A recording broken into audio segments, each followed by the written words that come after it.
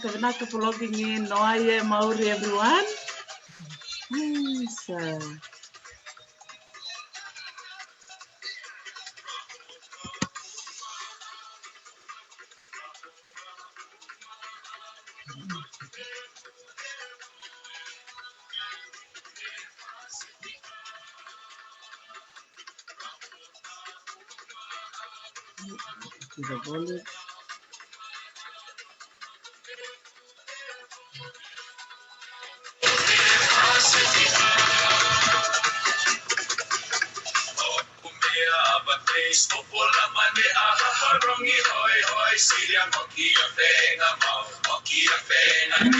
Bula Vinaka, everyone. Vinaka for logging in. Bula Ministilandi. Bula Vinaka may Viti.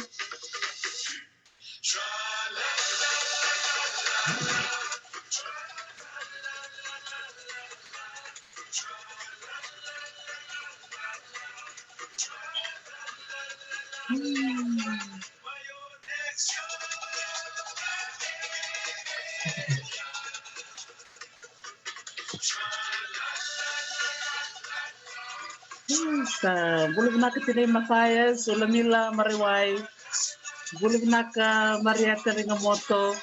Thank you for logging in. Nakavalevu, Vilame Wangalaivi, Nakavalevu. Thank you so much. Nakavalevu.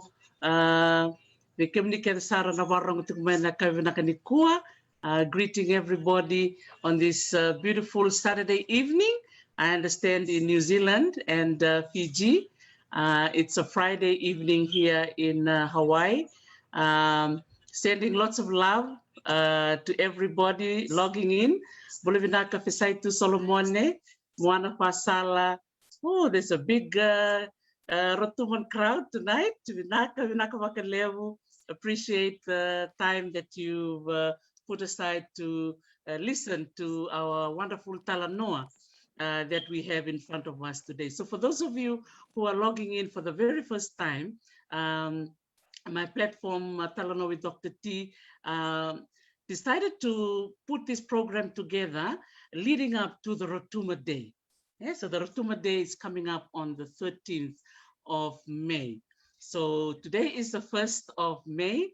On your side of the world, we're still on the end of April, but we're all excited that this is a week where we can come together and just Talanoa, talk story, laugh, go down memory lane, cry, whatever feeling you have is a wonderful way to actually go back in time and celebrate about this wonderful place called Rotuma.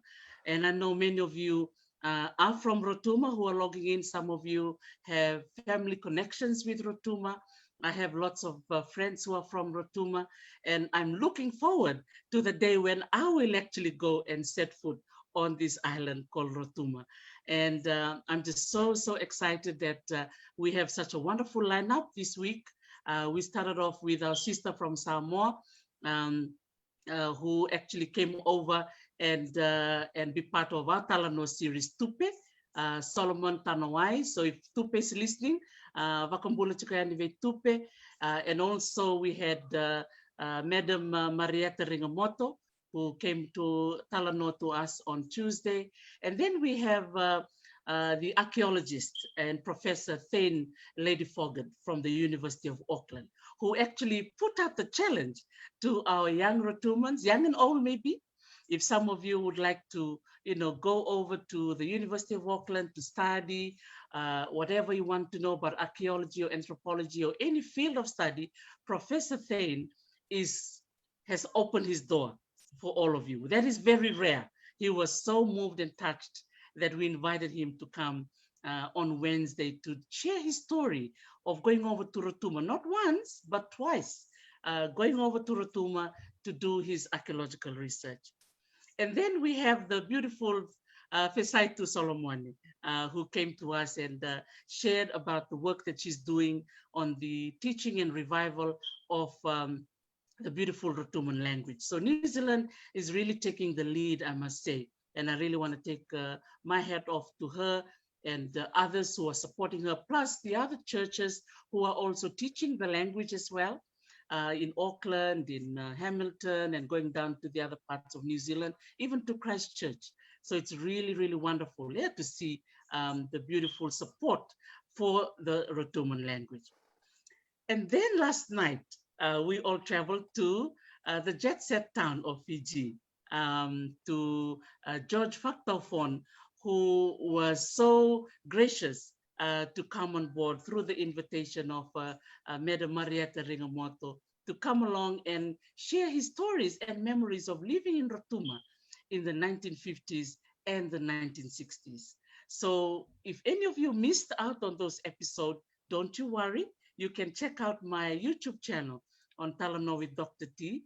Just type it up and you'll be able to find all the videos of all our Talanoa. So I just want to take this time to thank all our guests for agreeing to our humble request for them to come along and share their stories for all of us to appreciate and hear. And today we are traveling over to Kirikiriroa, the beautiful town of Hamilton, down in the south of the Bombay Hills in New Zealand. And so we are so blessed to have Maluseu Monise, who is studying at the University of Waikato. And he was very kind to accept our invitation as well. So he's going to share his own story, his own journey of being a young Rotuman scholar. And I think at this point we should greet him and welcome him to our Talanoa session. Noa'ia Mauri MALUSEU MONISE. Noa'ia ngata takoa, Faeksia se astimam fua, tine wha hoina haharongi maleriri, me I ngopa isla kamate se atahe te, whakse tini ngo poi I, kamata me ngarue mahne astimam fua. Whakse tini tila tira, ti whakariso ron ngo poi I, kamata me au te mangarue astimam fua, mo waf popo ngo inya whakse ko ngola mase pilifeta ma ahe ta o nya ngola waf popo ngo inya tama ngarue mahanira ma kamata mira singoa ya to hana prutomta ngo mapionga ngasi tofang masusau mari ma yo to hana tuvalda ngo mapiong an ioni monise ang siya kai petelopa ngoli on glory henrutumit ang siya tauliani fa ni tuvalu ma o te wasta Maluseu Joseph Tolani Monise ma ngoasu e 1992 e ahau Rotuma ma o to mapiong rua te putoka ngoe ma o te siongwhata e Sokama Chuchu. E awati is o te hunga wafwafang pa ngo nakala hul se hanapita po e te whakaniso road Dr. Tarisi Nam se isla pola isla fiang se hanap ni as angfak Rotuma. Me I ngopo fiang ka rong ni Rong ni out ng polas ray mumuod te whakanisro road ni nam la hoisawang la ang siya tafasal la polong la lalai I. Sifika noko to ahei to ma to fifinga ka tomar ma wahei ma fingali may whapukum singola rotoki o to ini se hanap ni utita kang siya e fiang rotonda o to fiang rotonda ka thale liri po ngo no he nusirong e kirikiriroa fo ronghuna nimete ronghunu ma fingali marotek ka ngo wafo se hanapeta ngotol hel se hanap ni koinang ni mata piar di hanap tu ma ngotol fianga ko e ar fianga auto introduction ma auto pipiha kina ko te katoa ko Rotuma te motu ko Sokama Chuchu te marae I tupu ake ahau ki raru I te maru o Kirikiriroa e mihi ana ki te kingi Māori me tona whare tapu e mihi ana ki te ngairi Ngati Wairere me Ngati Haua ko Maluseu Joseph Tolani Monise toku ingoa. Nō reira, tēnā koutou katoa. Kia ora e te whānau. So in English, I guess I was just saying Noa'ia Mauri to everybody, all the chief guests that are out there, and a massive massive gratitude and appreciation for our elders and our ancestors, our fathers and mothers, the young adults and youth, and last but not least, our children. You know, the future of the Rotuman plight and intelligence, both on the island and as well as throughout the diaspora. I'm the proud grandson of 2 islands in the beautiful region of Moana Nui Akiwa or Akiva, also known as Oceania or the Pacific Ocean. So those different islands are Rotuma. So from my Rotuman side, I was born into this world and nurtured by the soils of Rotuma in 1992 and was raised by my grandparents, Ngati Tofang and Chuso Marie, with my elder brother in Sokama in the district of Chuchu. On my Tuvaluan side, I'm the proud grandson of Ione Monise and Ngai Petalopa, who also blessed me with the names of their fathers. So to start and end my name. So Maluseu is actually the start, is my great-great-grandfather's name on my grandfather's side, and Monise is my great-great-grandfather's name on my grandmother's side. So when you call me and pronounce my name correctly, you evoke their spirits and the essence of me and them and me. So tapping into my Rotuman side, this is something that's why we really uphold the essence of Seymour or Yava or namesake. It's very, very high in my in the Rotuman worldview, and it's because, you know, they might not be around with us, our ancestors, but you know, you can evoke their names into that space. And that's something that I'm really, really proud to hold. My Tuvaluan grandfather, like great-great-grandfather's names, which I recently discovered, and it's such a juicy moment for me because it strengthens my understanding of who I am and my identity. I'd love to also acknowledge you, Dr. Tarisi. Honestly, it's really beautiful to see other Indigenous people making room and holding space for Rotuman conversations, because it just elevates the profile and brings visibility and awareness to a lot of our issues that might be erased through all the busy white noise or conversations that are at play. So thank you so much for providing this platform. And as well, I've got 2 disclaimers. My first disclaimer is that if your thoughts don't align with me, that's okay. We don't have to agree about everything, but it's an invitation for a conversation. So if you don't agree with my views, that's perfectly fine. I'm just please help me stretch. Help me please help me understand and stretch my ways of thinking. So please, you're more than welcome, and I'm open to that. And as well as apologies to our Rotuman language experts. So I know my teacher Fesaitu is watching right now. So if I murdered the language, I know that I'm still Rotuman and I'm practicing a skill and I'm still fine-tuning my craft. So I'm really open to that. And then last but not least, just want to recognize the connection and my residence to this land in Aotearoa. So Kirikiriroa, I really evoked their words and their language through me, because I think it's such an important thing that we understand that we are Indigenous people living on other Indigenous people's lands.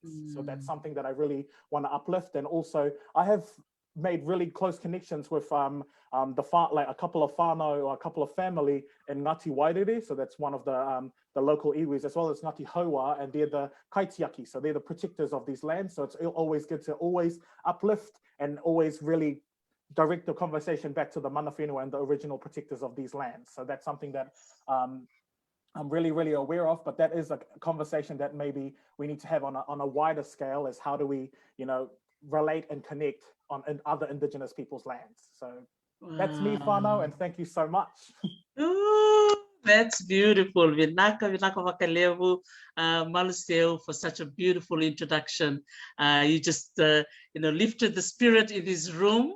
And everyone is just like clapping their hands and so happy from wherever they're connecting in from. There's some connecting in from Dubai. So there's people from the Middle East, from England, from the USA, all around New Zealand and Fiji, and not forgetting Australia.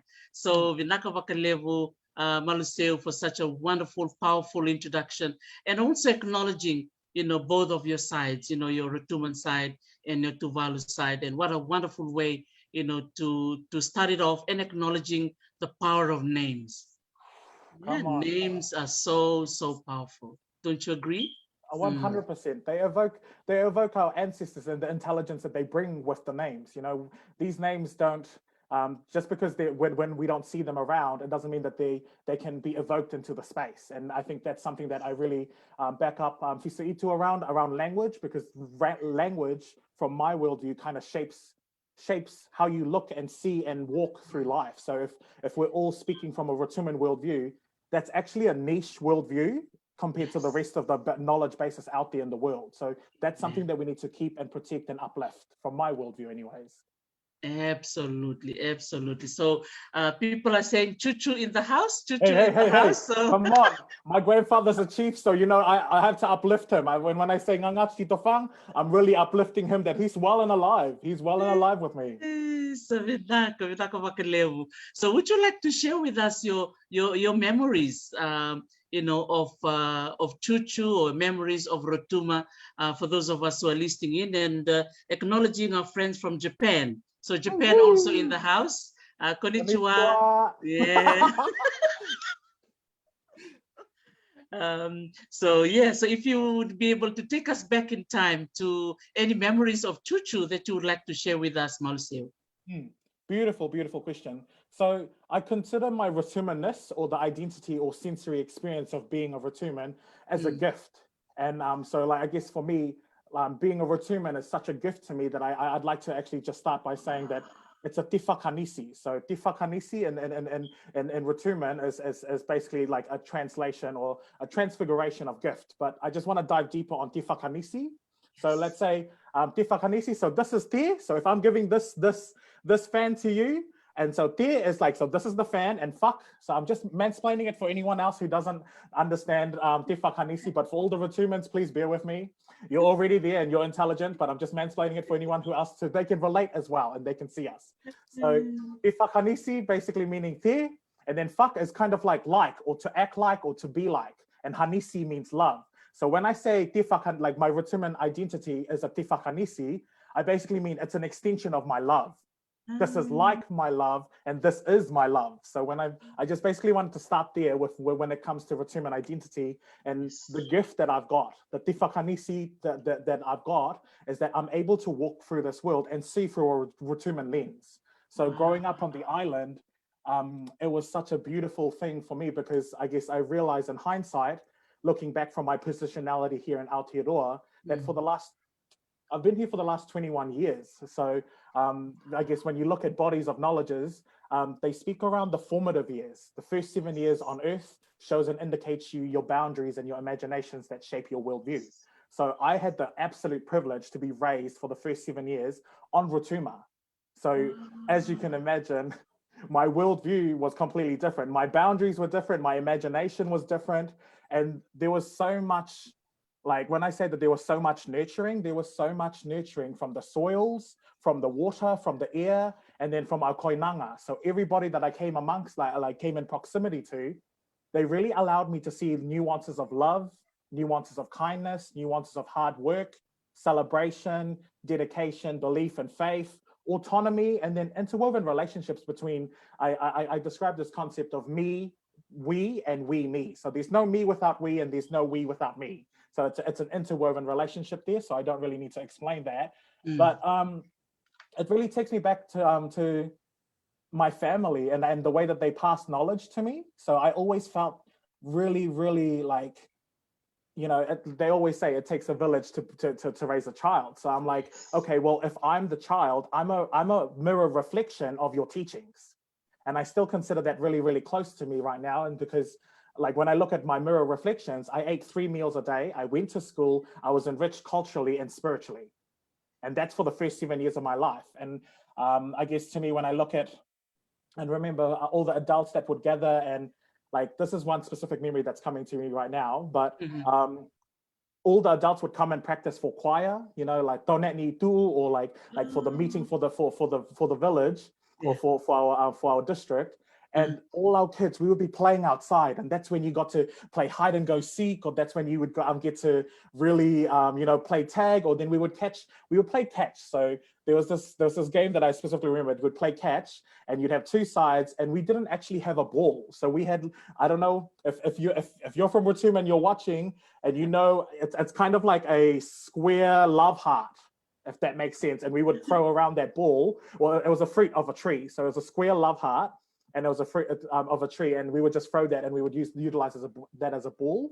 And that to me just kind of really signifies the simplicity and how we can be creative and innovative in an island, because, you know, we don't have much resources or technology or anything like that, but still we found ways to connect and to reconnect and to dive deeper into what that connection means to us. So that was something that I really liked. I also remember attending taumaka, man, when we had taumaka, so dance practice, cultural dance practices. I remember going to charismatic. So charismatic, I don't know if anyone else is familiar with that. It's basically Sunday school, and we would sing and rejoice. And I always remembered hiya, hiya, hiya, hiya, hiya, hiya, hiya, push Jesus higher, and all of those things. So that, like, to me, it lifted up the spirits, as well as, you know, weddings and funerals. So all these things kind of enriched my worldview and how I actually saw the world. So I have to admit, though, my disclaimer, so I was the grandchild of a chief. So that does allow me a certain type of privilege and access to social settings that not everyone in my village or everyone in the island was accustomed to. So that's something that I have to really disclaimer, that even though my childhood was really, really great and I loved it, there were also inequities happening in the background that, you know, as a child, you're not really aware of. And that's something that I'm blessed with, because it really showed that the adults in the room cared for me. You know, it really showed that the adults in the room really wanted to nurture someone that wasn't scared to tackle the world, as opposed to, you know, trying to tell this child all of the inequities that exist in the world. Wow, that is beautiful. Thank you so much for taking us back in time to Rotuma, and your memories of, you know, playing games and singing beautiful songs. That is wonderful. And I'm sure those memories is going to be part of you forever, because the first 7 years of your life, as you said, it's a formative part of your life, which actually is the foundation of what you are now. Well done. Thank you so much for that. Like, and it is, so to me, I think we have to be really authentic and honest and unapologetic about who we are and how we show up. Do you know what I mean? And I think, to me, I'm really grateful that I don't even feel like it's me talking to you. I feel like my grandparents are talking to you at this point in time, because I'm utilizing the skills that that I saw and they taught me. So these skills of standing up and talking in front of people, and I know that I'm talking to my family. So why should I be shy about sharing an authentic experience of mine? Yeah, Nasaranga. And I love the fact when you said that, you know, the Rotuman language, you know, or even your Rotumanness is a gift. And that is a wonderful message, you know, for all of us to be reminded of. And that is why, you know, we have this kind of platform to have those indigenous voices, you know, to be shared and to be nurtured and to ignite, you know, love, velomani, you know, loloma amongst everyone, you know. So that's just wonderful. Please. And from Rotuma and moving over to Aotearoa, how did that go? Ooh. There's so many ways that question can evoke a different conversation out of me, but I think right now, as someone who's appreciative of my journey, I think I'm really, really like I said, so I disclaim it at the beginning of my introduction that everything that I've been blessed with right now, and every gift or te whakanisi that I've been privileged to receive, has enabled me to walk in this 21st century as a Rotuman Tuvaluan man in Kirikiri Roa. So to me, I have to disclaimer that when I arrived in New Zealand, I was 8 years old and reading at a 5-year-old level.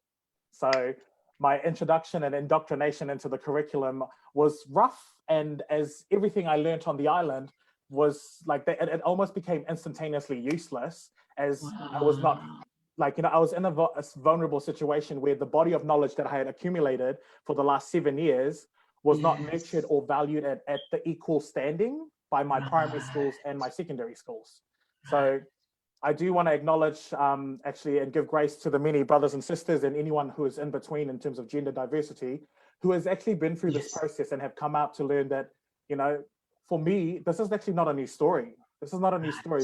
For a lot of migrants, there's a lot of migrant stories out here that have come from the Motu, and then they've been a vulnerable community, and then we adopt this this what do they call us? Pacifica. They call us Pacifica. So I was only Maluseu and Rotuma. When I came out of Rotuma, I was Rotuman Joe.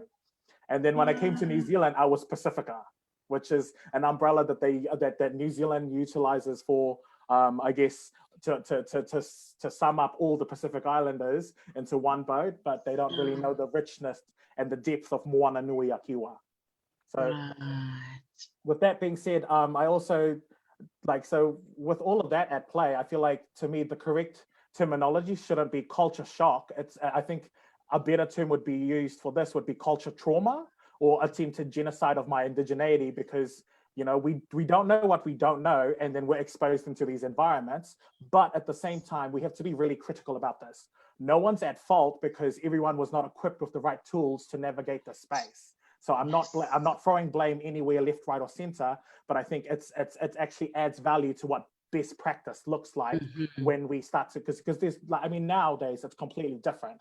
But when I first came here, I came here in 2000, and we were still trying to figure out what that landscape looked like for teachers in New Zealand. So please know that that's like a reflection, that's me basically alchemizing the trauma that happened in that season.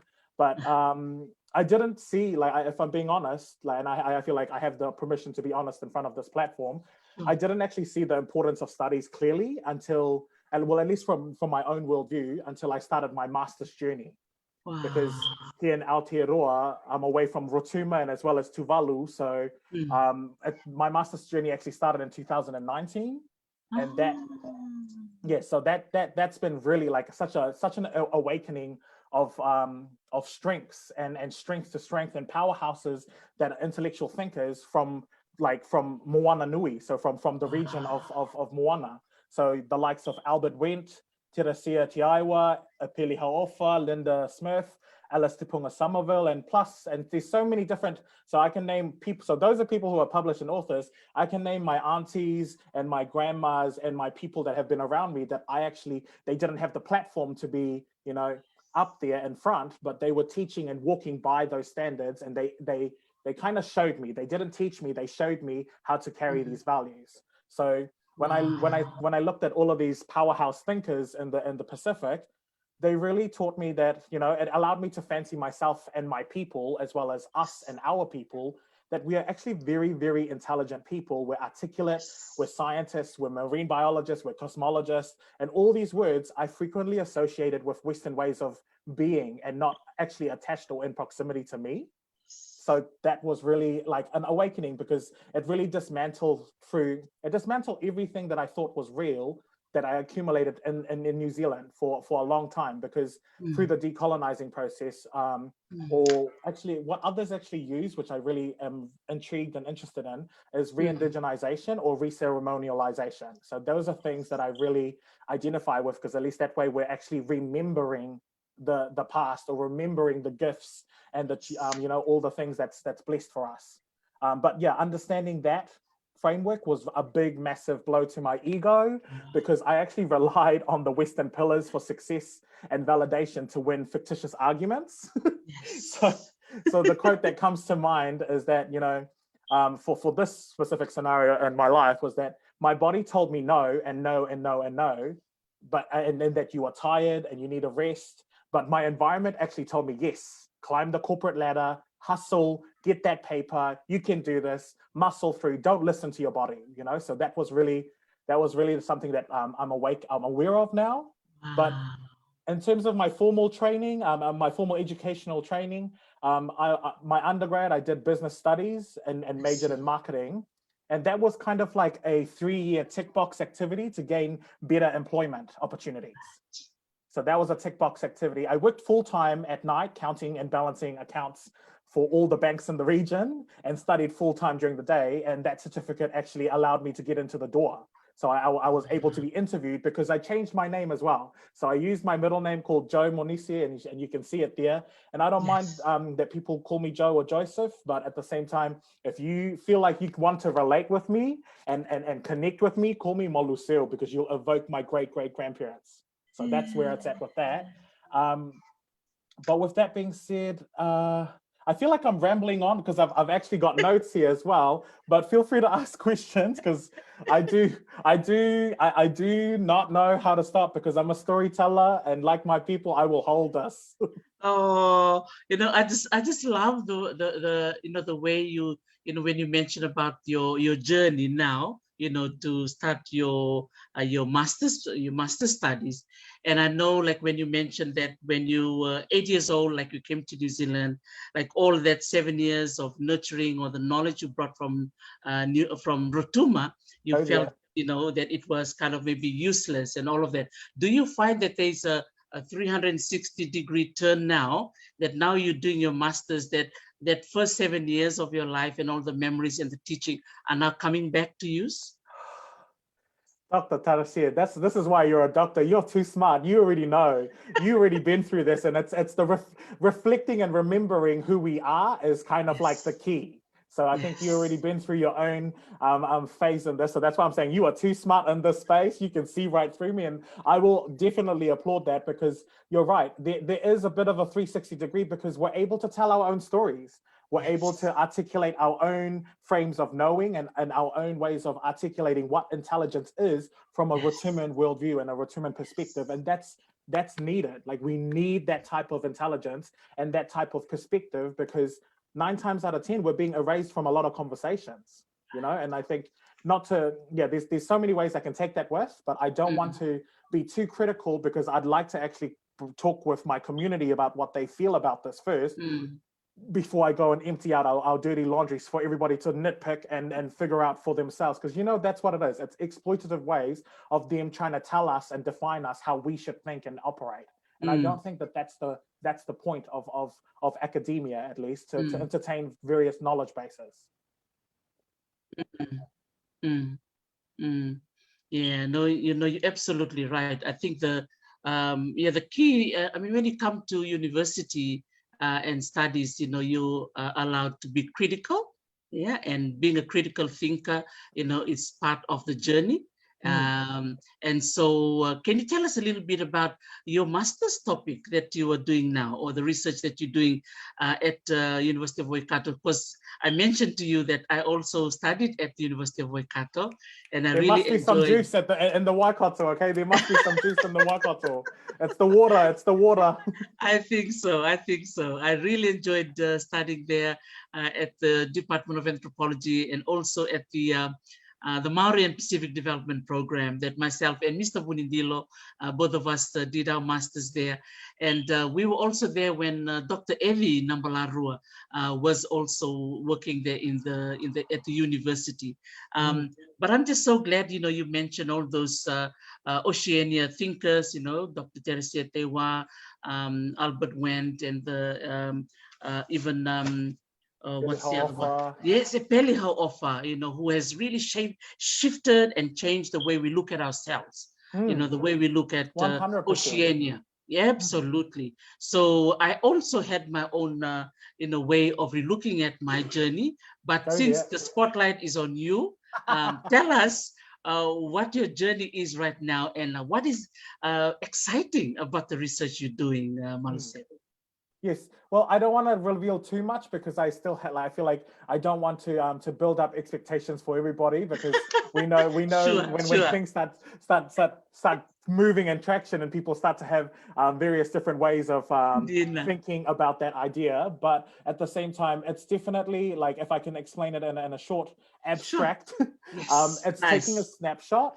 So I'm basically taking a literal snapshot and as well through a Beautiful. Talanoa series, a snapshot of what our Rotuman intelligence implied from the motu, so from Rotuma to Kirikiri Roa. So Beautiful. I thought maybe I should just actually take a snapshot of the intelligence that already exists in Kirikiri Roa because maybe that's something that we need to document and then at least I can bounce off into other imaginaries or other ways of thinking and looking through Rotuman lenses.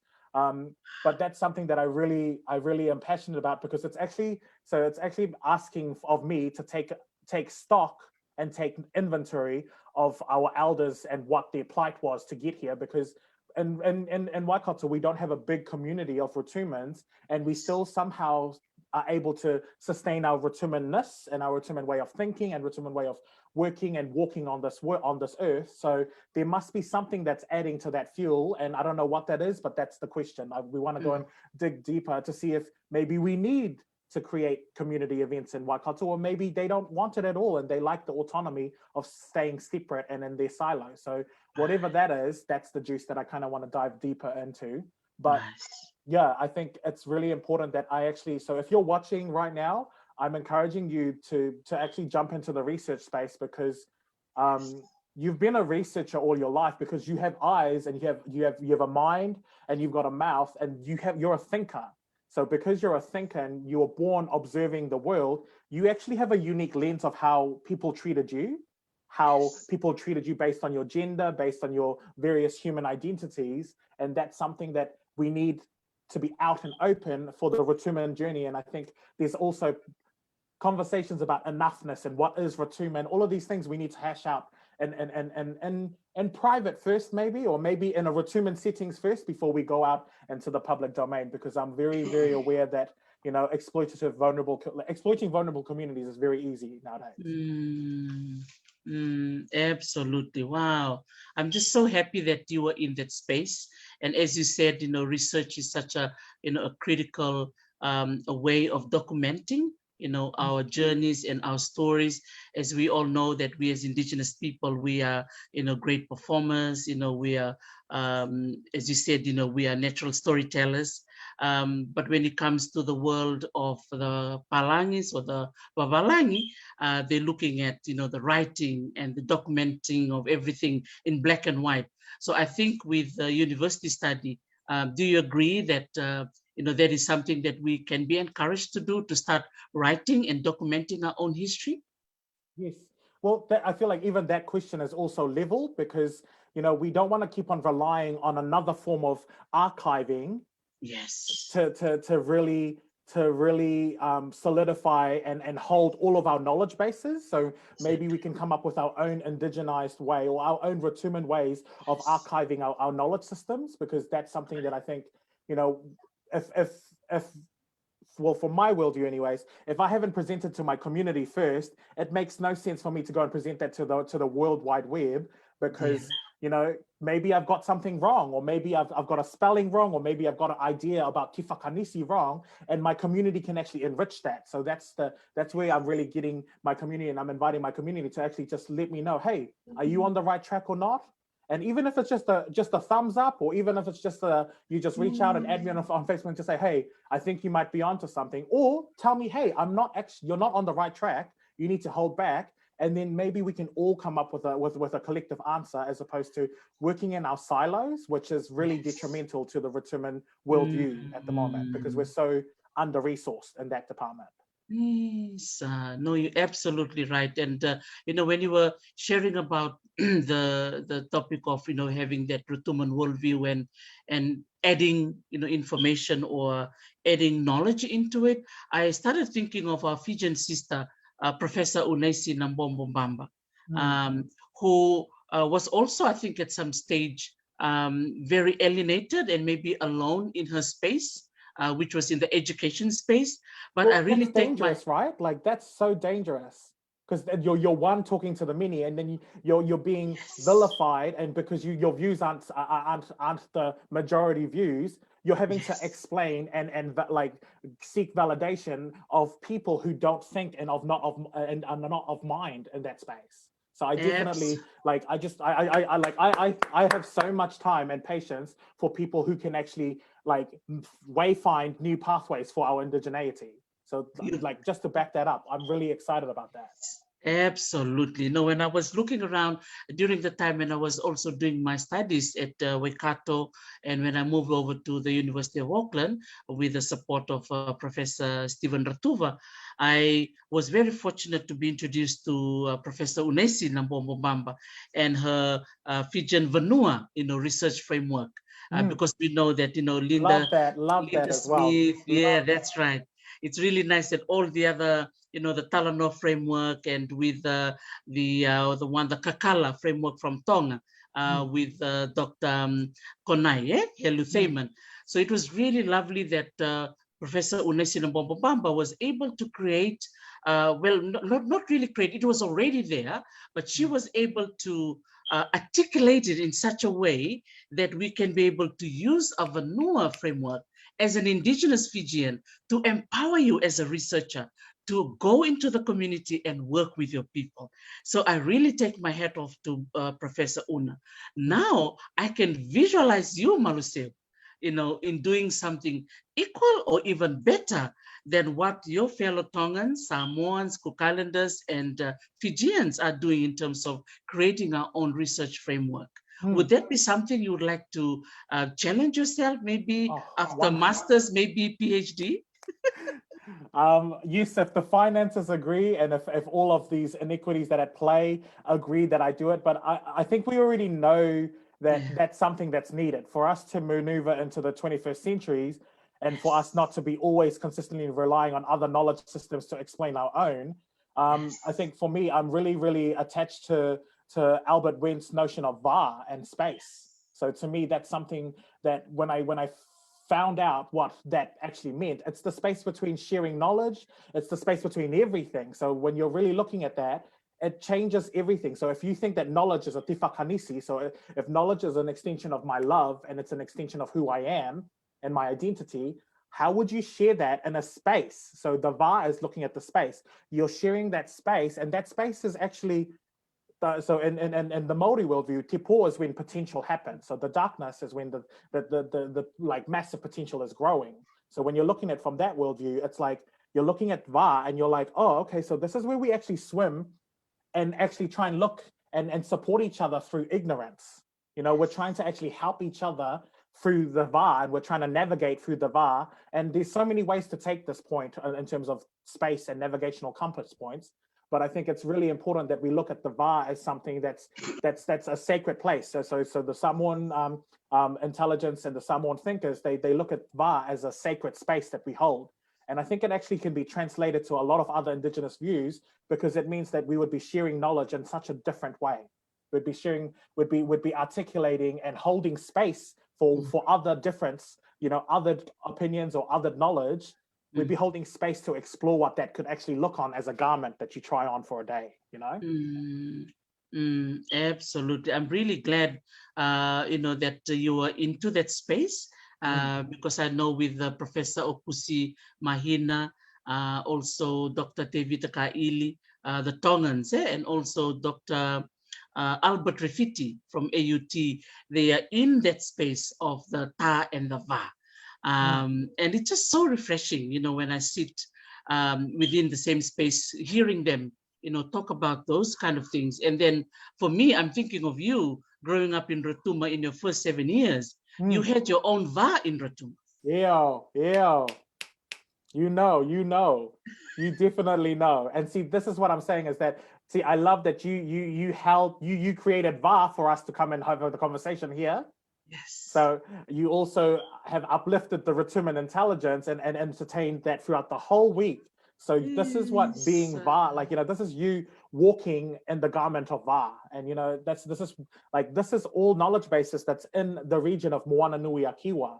And that's as someone who comes from a small island, that's something that I can really lean on for strength, because there's other pillars of intelligence and ways of thinking from Moana Nui a Kiwa, as opposed to just relying on Rotuman or Fiji assistance, which is not a problem, but I think we know deep down there needs to be a lot of work happening in that space. So I'm not critical, because I'm not adding value at this point in time. So I'm not critical of that space, but there are a lot of conversations that we need to have in that space.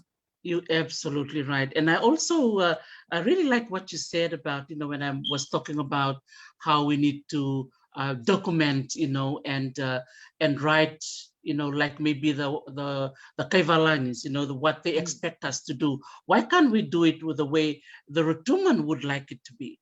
Why can't I do it the way the Fijian would like it to be? And I think that is one reason, Maluseu, the reason why I created, with the support of my family, this right platform, because we are storytellers, right? I think we celebrate things, or we record our lives through this kind of things. We sing, right? We chant, we talanoa. And so during the COVID-19 last year, when everything was on lockdown, I decided to this could be a way where we can be able to come together, and just celebrate and do things that our ancestors would have done. But now we're using Zoom and we're using technology, but the concept is still there. What's your view about that? Well, I guess you've said it right. The hunt is different. In the 21st century, our like us going and gathering food is actually us going to work, which 99.9% of us are like, about. But, that's the hunt. You're not going to hunt to kill an animal or to fish, to, all of these things. The hunt is completely different in the 21st century. And I think it's actually, how do we navigate the space where we're supporting each other as opposed to looking at each other and being like, oh, that family's failing, ha ha ha. It's like, how do we actually look at it as this is a Rotuman way of showing love? This is a Rotuman way of actually supporting, and this is a Rotuman way of actually assisting each other with this way of thinking.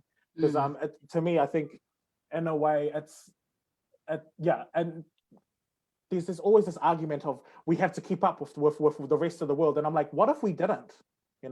What if we didn't need plastic on Rotuma? I think that could be one of my, it might be too idealistic, and I'm not the first person to think of it. I'm not the first person, and I won't be the last person until we figure out how to remove waste from Rotuma in a sustainable way. Because right now, I don't want to speak to it yet again because I don't want to be critical of something that I haven't added value to it directly. So that's something that I'm aware that, if you're not in the space and you're not doing the work, why are you, speaking so critically about it? Okay, come up with solutions. Maybe we should come up with critical. I feel like critiques should go inside with solutions, and that's not a new framework. That's just something that we probably need to discuss as a Rotuman community first, and then also look for outside sort of support in that manner. But these also, I want to uplift at the moment. I named all of these other, scholars that are outside of Rotuma. We've actually got a lot of Rotuman scholars that are very, very influential.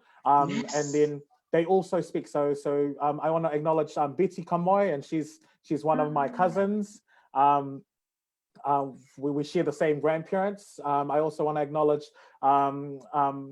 Ratana. So, oh my God, I forgot their names, but they've done really incredible work around digital diasporic work with internet, and then they also coined a term called a digital mafua. So I think we need to create, so digital mafua meaning digital ancestors, and we kind of need to create platforms and websites that are run by Rotuman thinkers and Rotuman ways of approaching things that can hold as kind of like an archive of our ancestors' thoughts and ways of being. So I think Alan Howard might have done some stuff in there, but at the same time, I think we also need to look at how we do our own way of doing that. Right. As well as Hirinoke, Vilisoni Hirinoke, he really did do a lot of work for us, creating the first ever Rotuman film that's fully in the language. He's at UH Manoa. Yeah. I don't need to explain that to you. And then at the same time, Elizabeth Inia, as well as Vilisoni, Wilson Inia, they did some great work. So for me, I guess I'm really aware that, this is a privileged space that I hold. Like, it's taken my ancestors ages, like a long time for me to be positioned in Waikato, to actually be critical and to be thinking in this way. So I really do acknowledge and just want to do a nod back to my earlier statement that every gift that I've received right now is, it's been prayers and intentions in the making. So I really acknowledge my position here, but at the same time, I don't have an ego to say I'm the one. I think I might be the one to create conversations, or I might be the one that bridges understandings, but I'm not the one as in I'm the one that knows everything. I think I'm the one that maybe have the platform and the voice to say something. So that's where I hold myself at the moment. Wow, that's beautiful, Vinaka vakalevu, for acknowledging the ones that have gone before you, and it's just wonderful how you've mentioned those names, Professor Wilson Herniko, Wilson Inia, and others who may be listening in. If those of you who are from Rotuma, you can type down the names on the chat. As we are talking with Maluseu, because this is wonderful. You are reminding us that you can have all the thinkers and everyone from outside of Rotuma. But maybe this week, leading up to the Rotuma Day, we need to take stock of what what you already have, and look within Rotuma. 100%. And I think it's like you said, it starts with me. So what is the recipe to me? And you'll find that there's a lot of intelligent people that helped you along your journey. So if you look at all the different ways that people have helped you along your journey, and I'm speaking from a place of privilege. I know that not everybody in this world has had a happy-go-lucky life like I have. So I want to do nod to the people who have had horrific, traumatic experiences that's happened to them. And that's something that I really do hold space for, because I'm like, that's a conversation for the Rotuman community and that we need to have. And especially if you're looking at all of these conversations, I'm really loving Elizabeth Inia, because she started weaving in the Rotuman woman intelligence into academia. But, in Rotuma, we already held that space or that bar for Rotuman, for a woman to come and, lead us in many ways. And I just want to take a nod now also to my mum. I love you, mum. You're the best leader that I've ever seen. And I want to acknowledge you in a public forum, because you're the one, you're the real MVP. Yes, Vinaka vakalevu MALUSEU for for acknowledging your mom and all those amazing women that supported you, and also the men, but in this case you acknowledge your mom, so it's really, really wonderful. I think also Mere Taito, Vinaka vakalevu Mere, I know she's also a poet, and Letila Mitchell, who's in the area of dance. She's based in Australia. Who else? These names being shared here, Vinaka vakalevu, everyone who are sharing your the names here on this platform. Wilfred Fimone, Rotuman linguist. Yeah, beautiful. And speaking about your mom, would you like to add a little bit more about her influence in your life, MALUSEU, and helping you into your journey of doing your MA right now? Man, you really want me to cry in public in front of everybody, don't you? No, so I think in a way, so I call my mum the Moana, like the Rotuman Moana, because she really, when we came to New Zealand, it's just my mum, me and my brother, and we had our stepdad who really offered and supported us. But at the same time, before we came to Rotuma, so 6 years out of my 7 years that I was spending in Rotuma, my mum was out of the island and was one of many, like maybe only one or two fisher women on commercial fishing boats, going around the world to like on dangerous commercial big fishing boats to try and earn money so that she can send back home to feed the family and also to get us out.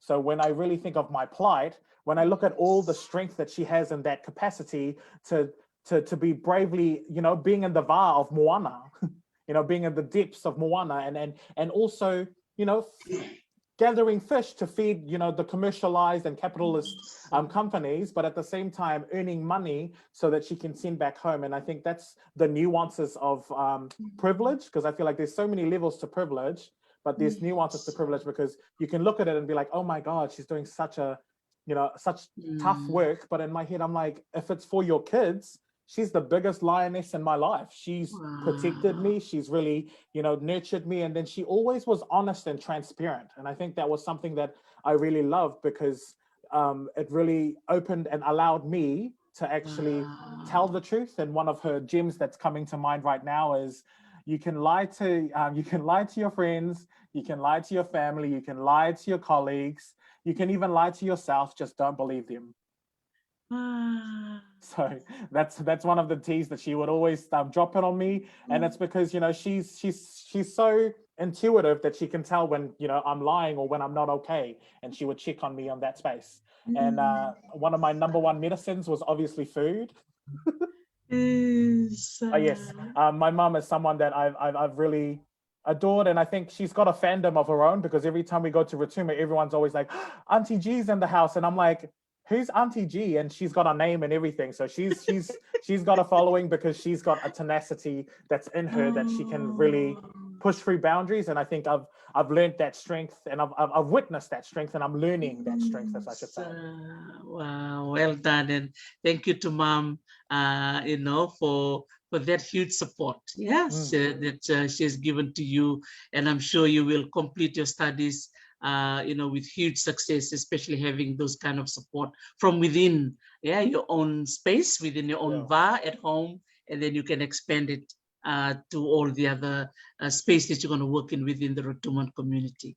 Speaking of the Rotuman community, I know you have been learning the Rotuman language. Can you share a little bit about why you are so supportive of the work that our dear sister Fesaitu Solomone is doing in terms of the Vosa Vaka ROTUMA? Yeah. It's because, like I said before, language paints a worldview, and if the Rotuman language is not a popularized language in academia, it means that we don't know the depths of the understanding from a Rotuman perspective or a Rotuman way of looking and seeing. And that's something that I really it took me a while to understand the strength in that. And even my Rotuman, the way that I speak Rotuman now is so much more because I understand the richness and the background behind the words, thanks to Fesaitu, like everything that she's done, there was a massive recipe adding to that. So to me, I really want to acknowledge that she has really done a lot of work, and she's pushed for a lot of things that a lot of people are critical of, but really don't have solutions in that space. So to me, I'm feeling like she's been such a massive lighthouse for me, because she really has shown me a lot of different ways of looking at the Rotuman language, and then looking at the depths and lalnias inia, so the depths and the breadth and width of our intelligence as a Rotuman thinker, or as a Rotuman identity. And that's something that I'm not saying that we're better than everything else or anyone else. I'm saying that we need to actually remember that we have a space that we hold in this moana nui a kiwa, and that's something that, it adds spice. Diversity is the spice of life. It adds to the richness of moana nui a kiwa if we are strong in our ideas, or if we're rooted. Sorry, not strong. If we're rooted in our ideas of Rotumanness, back to our elders and as well as our community, and really weaving in a co-collaboration in that space. I don't really like using that word, but I like to use, connected. So there's a connection between your knowledge, the way that you articulate that through language, and then because you're able to articulate it through language, you're able to move with the words. So I'll say it in Rotuman, "Faksi tini tini spola inia, ta elahai matatid, ma faksi tini e pola hei e kopla amurak e aune e whenga. Ma aune la amurak me aune e whenga e whiang rotuamta, faksi e la amurak ma inga la rue ni me te po e po a heita, ma ni me te amurak e o whenga ma e pola rue. Ma aune e pola rue, tiro road e pola re. Tiro road e pola re. Which basically means like when you can think it and you can speak it to life, you're able to move it, like you move in that space. So when you're able to move in that space, you're creating and manifesting new realities for Rotuman ways of being and holding space. So that's how I see it anyways. I'm really passionate, as you can tell. Vinaka vakalevu, we need more people like you, with the same energy, to push and encourage, right? The others to learn this beautiful language and understand it and appreciate it. It's such a beautiful language. Even when you're speaking, I just want to sit here and just watch you speak. It's just so beautiful. And the same with the others who have come on board, like Fesaitu the other night. It's just so beautiful. And anyone who still can speak the Rotuman language, hold on to it, and then empower the others to come along with you on the journey in learning more about the language. Yeah.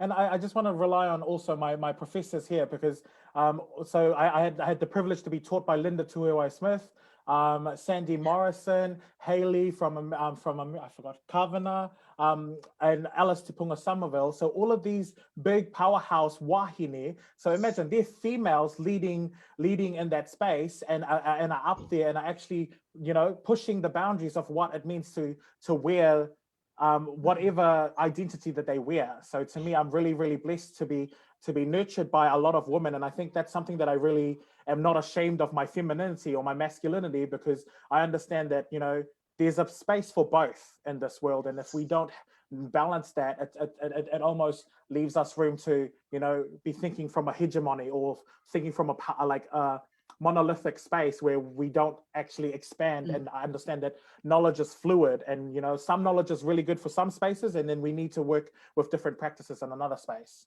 But in saying that, Alice Te Punga Samuel quoted in the last conference is that we're here to make space for smarter people to come through and you know, leap off these foundations. And that's something that I think, for me, I can recognize that as te mamfua, whakse, mato'alele piarta, ma yang siar mato'alele hanap ni sosi, ma ang siya mas longi, ka whakse is mau ekve as ririta put. I'm not saying we've forgotten completely, but we're just not sure how to translate that into the 21st century, and that's something that we need to really converse with. So, you know, in terms of our connection to land, sea, and the environment, it was completely different prior to Western discourse and prior to Western gaze and the way that they looked at us and observed us like exhibitions. You know, like, that's something that I'm not happy with, but at the same time, that also creates other conversations, because I'm not the work in academia, and like you would already know, we're here to converse with any book or any literature, and you're here to converse with them. So if we have more people that are writing their stories and that are sharing their knowledge bases, you're creating more conversations for smarter people to come through and leap off, you know, and that's something that I can really rely on from an academic sense. And I think that that's years in the making from other Indigenous knowledge bases. So I just want to acknowledge that, you know, we've got our Indigenous thinkers from Africa as well as the Native Americans, and in Canada as well. So we've got a global, you know, Indigenous movement. And I guess, to me, words that are interesting to me right now is trans-indigeneity, as well as, like I said before, re-indigenizing and re-ceremonializing. Very nice. Wow, that is amazing. I just love the fact that, you know, in terms of looking at the word trans-indigeneity, I also utilized that term in my MA thesis, where I was looking at the importance of our own oral history, because, you know, when I was doing my work and study, I was noticing that the field of archaeology, which is very much, you know, a Western way of thinking and Western framework, was kind of like elevated over our own Indigenous stories and voices. And so my research was kind of looking at, I want to challenge that. I want to challenge that. I don't want people to come in and take the stories of our elders and kind of put them down there and then elevate the other one there. I want to bring them up and put them on the same equal platform. And that was my journey in Waikato. And it was a wonderful journey, you know, with all the staff members who were there supporting me to try and push the envelope in terms of, you know, reminding the world, hey, our Indigenous voices are important, full stop. You know, it's kind of, we've been put in a category where we just fill in the blanks, because we were not like that, you know? So, so for me, doing that and putting oral history in our own Indigenous voices, just as equal as any other mainstream field, was so empowering for me personally. And so that shifted and shaped the way I work until this very moment. Would that be something you want to take on as well in your further research in your academic world? Yes, I guess in a way I do want to open it up to anyone who's wanting to jump into that field, or people who are already jumping into that field. I know that there's a lot of scholars that are up and coming from USB that are actually really, really good, but maybe not have the same resources or tools. So I really just want to nod to what you were saying before, in terms of, we really fetishize a certain type of knowledge bases. So we really privilege certain ways of thinking about the way we look at knowledge bases. And that's something that I'm really glad that you and alongside with a lot of other Indigenous thinkers have actually been working at, you know, slowly massaging into the majority thinking, that the minorities have like, you know, we can see you and observe you as well. You've observed us and we've been observing you the whole time. You know, it's not one of those things where you observe us and then period and that's it. I'm like, if you can see us, we can see you too. So I'm really, yeah, I think in terms of PhD or anything like that, I really feel like that's a singular pursuit that may or may not. I'm still having conversations because I'm in tension points. It may or may not be beneficial for me to climb this ladder when my community need my support on the ground. So my partner has actually been really influential on asking me if I'm actually useful on Rotuma or off Rotuma. Well, yeah. I mean, there's always the opportunity, yeah, to live in 2 or 3 worlds, and you know, if you are here in Kirikiriroa, you can still be able to contribute back home, I'm sure. Yeah. Sure. Yeah. And you're right. So I think I don't need to mansplain it to you, but at the same time, I'm really aware and mindful that, you know, the things that we keep on furthering on this side is actually not even connected to the island. And a lot of people on Rotuma have never actually heard of these type of knowledge bases that enriches Moana Nui a Kiwa. And that's something that I'm like, maybe we need to look at the curriculum, or maybe we need to look at, you know, just hosting Hanuchu series or Talanoa series with the community so that they can go and think for their own and come up with their own solutions, because they're the intelligence. They've been looking after the land for all of this time. So we need to rely on that. Yes. Actually, that was a point that George mentioned yesterday, you know, in terms of development, using the word development, you know, are we going to be coming in as external forces, coming in and telling them what to do, or should they come up with their own ways of doing things? So, yeah, I totally agree. Insider, outsider complex, right? Yes. Absolutely. And I think the other good topic too is the curriculum, you know, in which we can try and, you know, add value to what is already there in terms of the Rotuman, you know, language or Rotuman culture. But I also know tomorrow I'll be talking to Professor Polongeretti. I also know that they're teaching the Rotuman language at USP. And is that so? Wait, it would be actually really interesting and enriching to see what his experience are, and if there's a lot more Rotumans doing that, or if there's more non-Rotumans doing that. Because in the case of Aotearoa, I guess there's a lot more people who are non-Maori wanting to learn the reo and wanting to learn the language. And to me, yeah, that would be a really good question if you could ask on my behalf. And at the same time, if you can plug them into me and they can share their knowledge bases with me, because we kind of need to open source our intelligence, and not in a way that's exploitative, but in a way that connects us. Very nice. I love that. No, definitely. I will ask that question to Dr. Paula, and definitely, you know, try and connect you to him, which can, you know, assist in the research that you're doing as well. Well done. Vinaka vakalevu.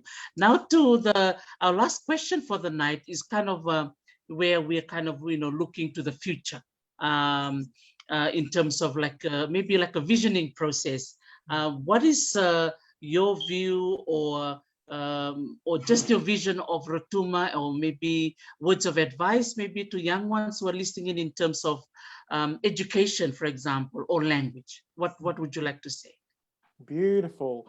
That's such an easy topic for one person to answer. No, but it's, I think I found challenge because I feel like it's such a heavy question for someone who's an individual. So I'm the individual representing the masses. So I found it a little bit difficult to answer this question because I don't want to speak on behalf of my people. But in terms of, I guess when we look at the we me model and the me we model, you know, my experience is a reflection of my environment. So I guess I can only speak from my experience and what I would like. And it doesn't in any way, shape or form represent the community or the communities both on Rotuma, on Fiji and diasporically. So these are my curiosities that I'm scratching. So no worries. I guess for me, because my recipe, and I understand that my recipe is a very privileged recipe, I have gone through a lot of tough things, but I think it was easier for me to alchemize them because, you know, I had a lot more support systems, or I had friends, and I had the skill sets from the island that gave me the courage to go and find my village here in Aotearoa. So my mum used to actually get so mad because I would always hang out with my friends, and it was like, no, it was a protective measure.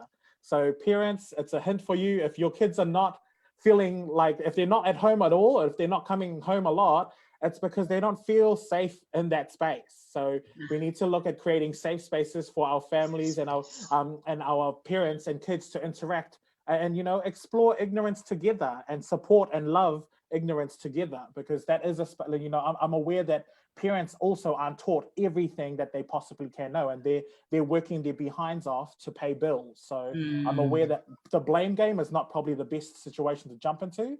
But in terms of recommendations for students or for future thinkers, I would like to say, you know, for me, is to scratch your own curiosity. Like, you've got questions and your own curiosities, and it's subjective to you. So I feel like if you keep on scratching those questions and listening to those questions of being like, oh, I'm curious about this, I'm curious about this, I'm curious about this. And if you have the platforms and the resources, go there and expose yourself to new environments. But I'm also aware that, you know, not everyone has the same access to these types of vehicles that, you know, drive us to knowledge. Another thing that I'd probably like to talk about is just remembering. And I guess you already touched based on that, but I also want us to remember on our intergenerational strength as opposed to only our intergenerational trauma. Because I think we there's conversations around healing intergenerational trauma, but I don't think we uplift the fact that there's intergenerational strength, like my grandparents having the ability to speak in front of communities, allowing me to witness that, and I'm able to transfer that into me and even invite them to talk on my behalf, because sometimes I might not feel like talking in public. So I can evoke them and be like, hey, help me out here, grandma, or help me out, grandpa. And there's intergenerational succession of strength and knowledge bases in that framework there. So to me, that's something that I'm really passionate about, as well as, I guess, the last thing that I want I guess for me, and I'm selfish to me, I'd like the Rotuman community to, you know, be humans first before your human identities. So they're called human identities. So your religion, your politics, your sexual orientation, all of these other things. But I'd like us to look as like, so if you consider yourself a Rotuman and you come across other Rotumans, I hope that we would become Rotuman first and human Rotumans before our identities, because there's a lot of conversations that kind of get lost in the mixture when we're trying to compete for who's right and who's wrong and who should be uplifted and who shouldn't be uplifted. Maybe we should create a safe space for everybody to voice their opinion. But I know that a lot of people have already tried this and have been burnt. And I guess I'm trying to evoke the fact that maybe this is a second wave. People might have changed their minds, and we need to evoke this space again and approach it from a different perspective, or bring new people to, you know, weave in this type of safety so that we can actually explore the space. So with that being said, the only thing that I want to leave you with is the trinity around thinking. So if you've got oahe, amureke o whienga, la pola la ruerue, ma saka tine oitu nam se e, ne tine astimam fu nam se ea. So basically meaning that, you know, if you think it, you can manifest it in the Rotuman language and create it there, so that we can work with it and create new realities and imaginaries for the Rotuman people and the Rotuman ways of thinking, as well as, you know, furthering the Rotuman intelligence. Because if you don't think that you're Rotuman, I feel like I want to cut all of that enoughness conversation out.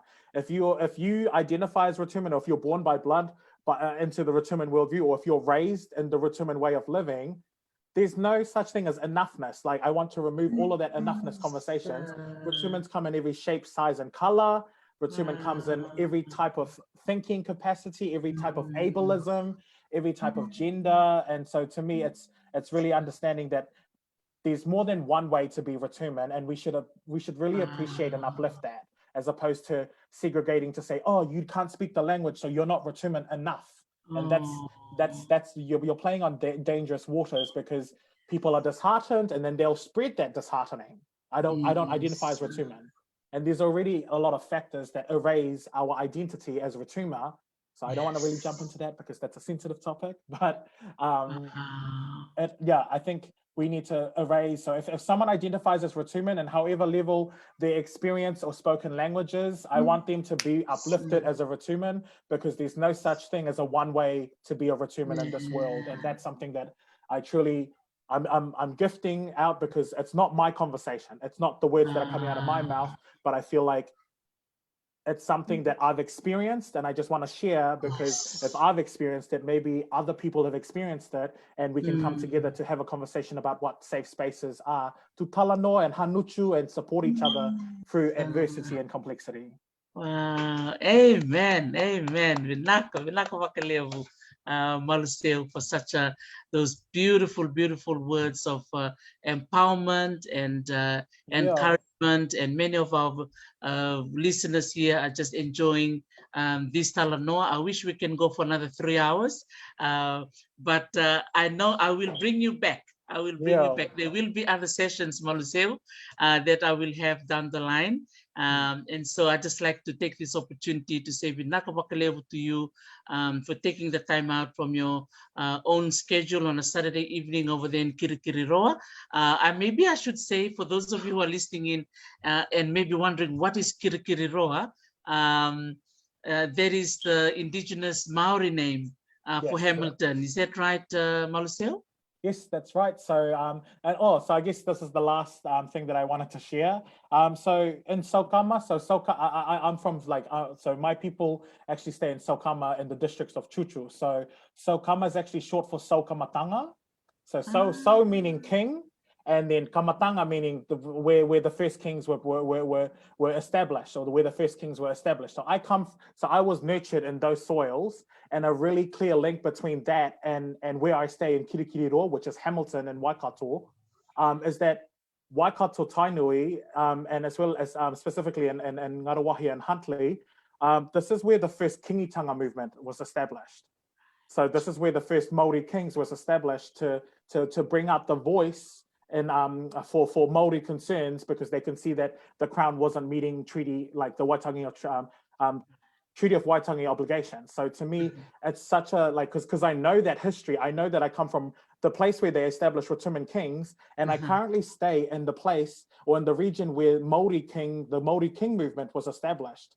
So that connection already gives me this type of understanding that, maybe my ancestors or maybe my people have maneuvered me into this space purposefully so that I can actually explore and be safe, and I'd like to imagine that. But I'm not saying it's the only truth at play, but there's something to that, and I'll leave it for the people to play into that however they want to play into it. But I really feel like that enriched me and my ability to show up as an ally to Mana Whenua and to the Maori people here in Aotearoa. Wow. Bravo, Vinaka vakalevu. Thank you so much for sharing a little bit of that, from sharing your connection with the Tangate Whenua, Vinaka vakalevu. So to conclude our Talanoa today, I would like to give this time for you to say your last words if you'd like to speak in Rotuman as well, and to speak to your people who are listening in from all over the world and also back home. Vinaka vakalevu to everybody for coming in today to Talanoa and hear our stories from Maluseu. So over to you, Maluseu. Vinaka.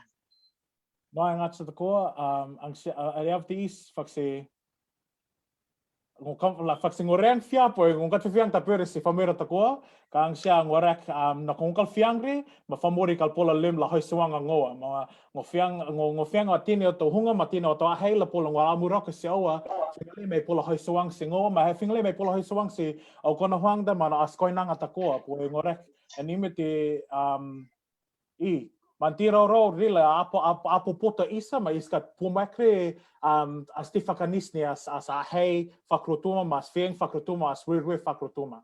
Ma ngorek as Trinity ta, te fulni is nos la muokia ta as a hei whakrotuma as fiang whakrotuma mas rue whakrotuma. So as rue te po i tau mata kang sia ma rue e hanap ne rako ang sia. Ma Faeksia se as e whamira tukua ne la mangarue ma rila ata fasad lava of hiona singoa ang siya ma famori le leum kan imedi fingale ma aus pola la hoisawang singoa. So basically I was just asking for it's an invitation for a conversation. So I'm asking for help because I'm really mindful that this Western life of living is making us busier and busier and actually disconnecting us from our ways of knowing and looking and knowing from a Rotuman worldview, seeing and speaking from a Rotuman worldview, and also walking from a Rotuman worldview. So that's something that I'm really passionate about, and that's something that I want to talk about further with other people to just see what the intelligence are and what they can actually add to that space, because it's something that I really believe is now is the time to wake up, family. Now is the time for us to move forward into the space. And I know that it might be easier said than done, but hopefully this could create ripples effects so that we can actually, combine our collective intelligence. With that being said, I want to make a massive shout out to my 3 nephews, Warren, Ethan, and Ryan. And if you're watching, hello, as well as Jackie and Russell. So my family in Fiji and all of the Rotumans. Rotumans, hello. If you identify as Rotuman, you're my family, hello.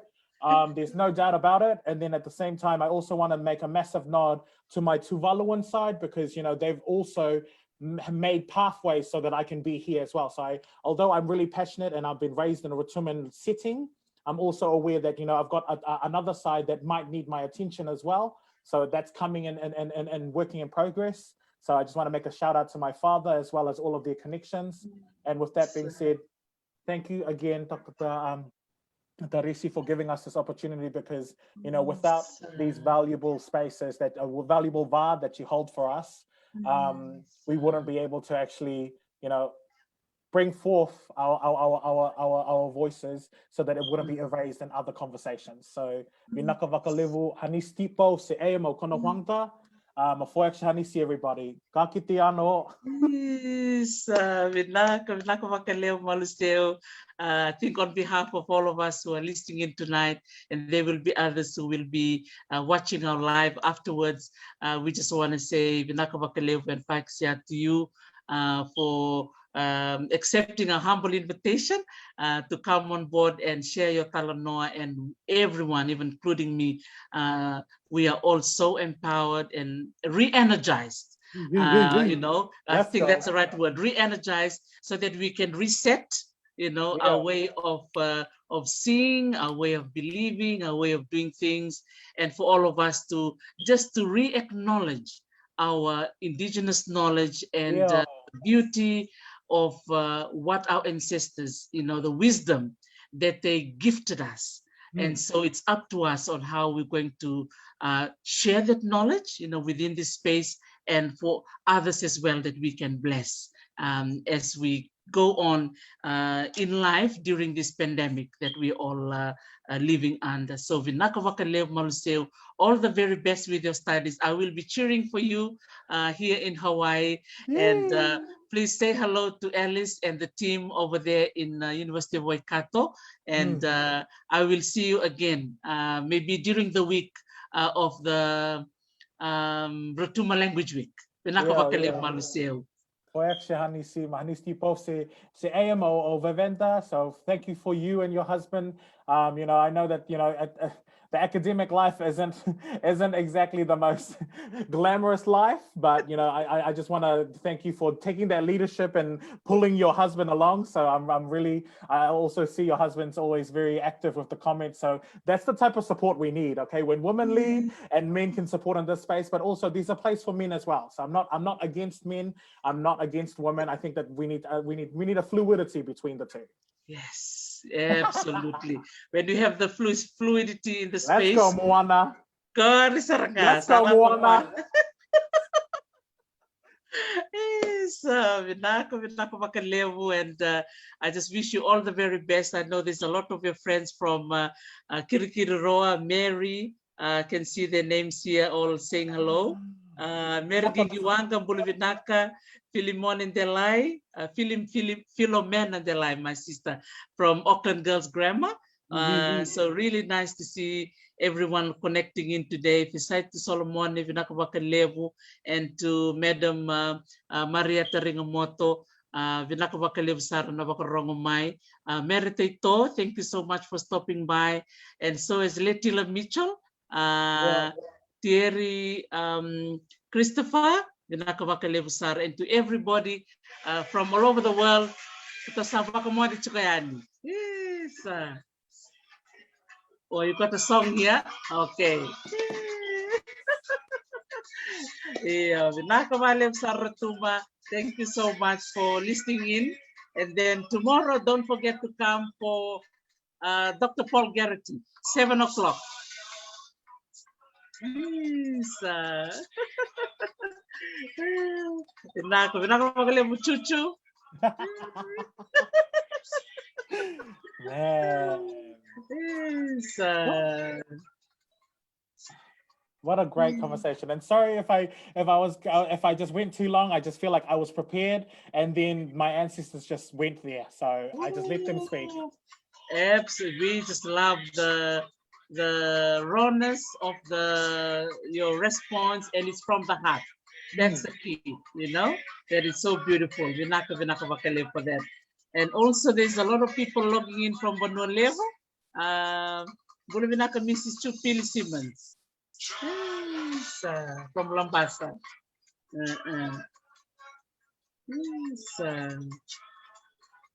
Vinaka vakalevu for stopping by. And everyone is looking forward for the Rotuma Language Week.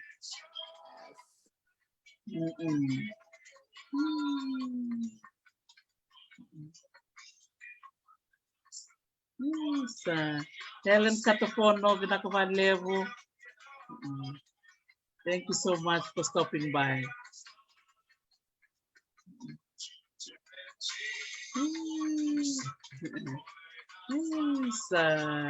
Vinaka Itumuta. Vinaka vakalevu Rotuma.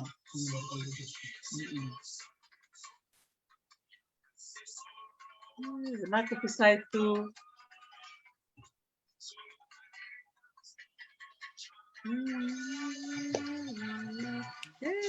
Man, that's my song. You already know that's my song. Vinaka vakalevu Rako, Vinaka vakalevu Letila Micho, for doing such a wonderful work in getting all your music and performing arts for Rotuma. Vinaka vakalevu. Thanking everybody. Vinaka vakalevu. Kirikiriroa, saying goodbye now, and Lolomalevu from Hawaii. Vinaka vakalevu, sir, everybody. Yes, Vinaka vakalevu Letila saying hello. Letila Mitchell, Vinaka, yes, and we're enjoying the Rako music. Vinaka vakalevu Rako, again, acknowledging such a wonderful job. Oh, Letila is coming in July to New Zealand. Wow, really? Yes. So there you go. He's going to come down and check you out in Hamilton. Come on. Yeah. Vinaka vakalevu Rako for doing such a wonderful job for our Rotuman music.